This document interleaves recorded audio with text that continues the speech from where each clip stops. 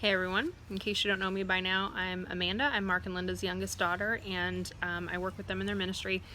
Today is my dad's birthday, so in honor of that, I have a little story to tell, and I'm going to post it to my dad's channel, and I can do that because I run most of the ministry social media pages. So, we have a lot of fun tales from the road stories from when years ago we sold everything we owned when I was 12, and this message of grace had so turned my dad's life inside out and affected all of us, and we went on the road from church to church for years. And there's a lot of funny things that happened during that time. But lately, my 4-year-old daughter has been asking to hear stories from when I was growing up. And I told her this story, and this is now the one that she asks for almost every night when she goes to bed because she thinks it's hilarious. And so I'm going to share it with you today in honor of my dad's 70th birthday. He is 7 decades old today. So sometime in the late 90s, I'm not quite sure when it was, we were driving across the country to another church somewhere. We were in Montana. I remember that part. And we were in the middle of nowhere, Montana. We were between cities, and there wasn't much except a few rest stops along the way. So we stop at a rest stop, and at this point in our travels, we had a big van with an 8x something trailer attached to it, and all of our stuff was in there and packed into the van. And the van had 2 seats in the middle and then a bench seat in the back, and often one of us, would be sleeping in the back on these long trips. So we stop at a rest stop to use the bathrooms and get rid of the garbage and just kind of stretch our legs for a minute.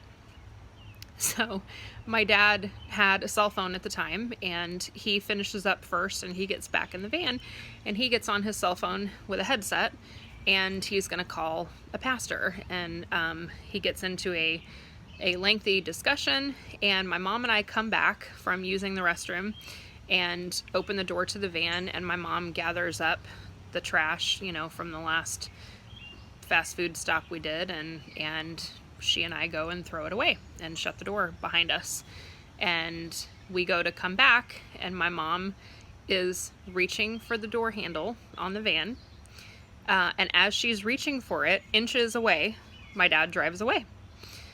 And with people milling around us, my mom says, "Haha, very funny," and looks at me and rolls her eyes.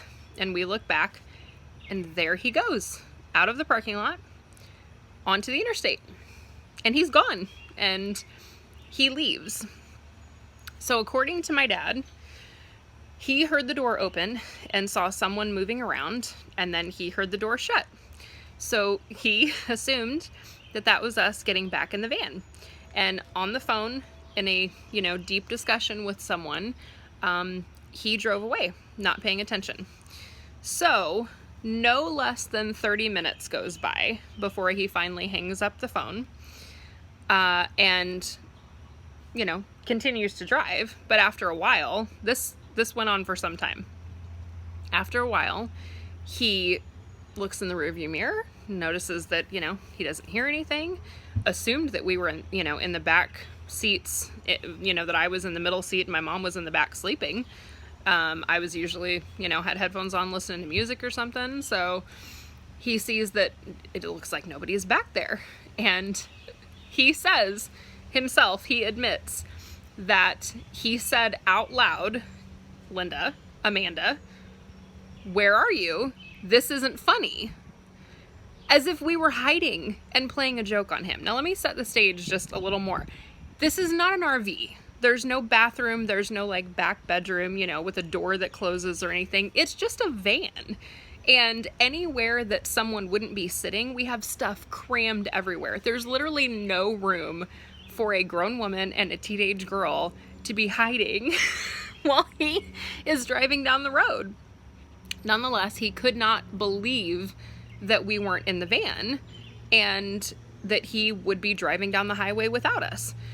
Meanwhile, back at the rest stop, we don't have a cell phone. The only cell phone that we owned at the time, my dad had. And so we had a calling card memorized, both of us, And we would use that for long distance calls a lot before the days where long distance was free on a cell phone.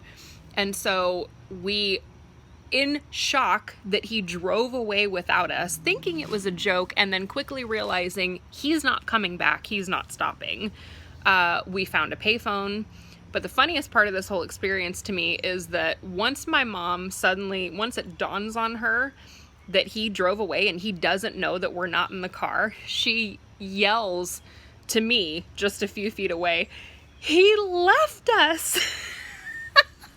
And we're in a parking lot at a rest stop full of travelers.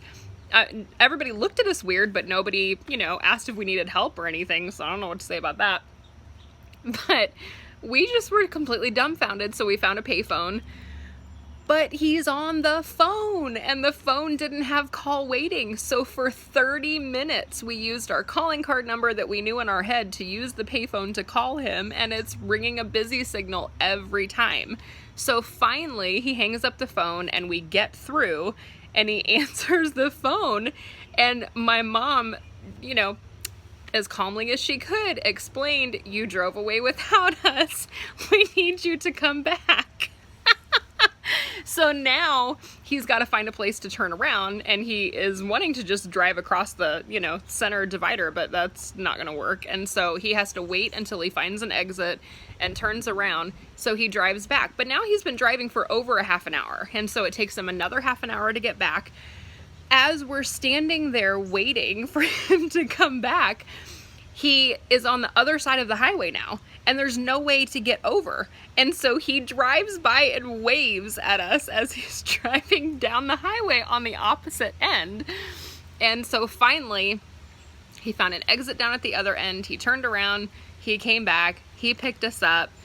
Eventually, we all laughed about it. It took a little while for my mom and I to not feel like, we were completely stranded and completely, abandoned by him. But this has now gone down in Drake family history as one of our favorite stories, and it is now one of my daughter's favorite stories. And she likes to tell on her papa about the day that he drove away without Nana and her mom. So I thought you would enjoy that. Happy birthday, Dad. Always love a chance to tell on you and have some fun. So happy 70th, and we love you.